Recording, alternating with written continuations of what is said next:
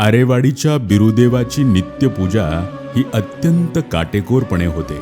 मुख्य पुजारी पहाटे 2:30 वाजता उठतात. पितळचे घडे व कांबळा घेऊन पुजारी व सेवेकरी मंदिरापासून 2 किलोमीटर अंतरावर असलेल्या नागझरीकडे शीताळ आणण्यासाठी मार्गस्थ होतात. अनवाणी पायाने हे पुजारी नागझरीवर पोहोचतात. पुजारी घडा धुवून स्वच्छ करतात. नंतर भक्तगण पुजाऱ्याला आंघोळ घालतात. त्यानंतर इतर सर्वजण आंघोळ करतात. नंतर सर्वजण आपली घागर जमिनीला स्पर्श न करता भरून घेतात व मंदिराकडे येण्यासाठी सज्ज होतात.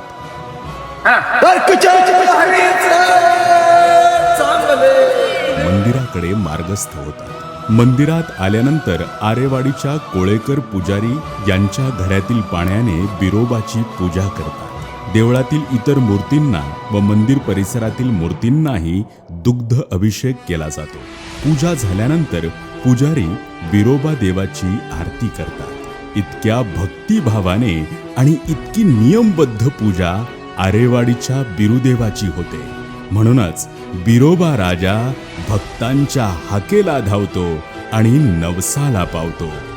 बोला बिरोबाच्या नावानं चांगलं.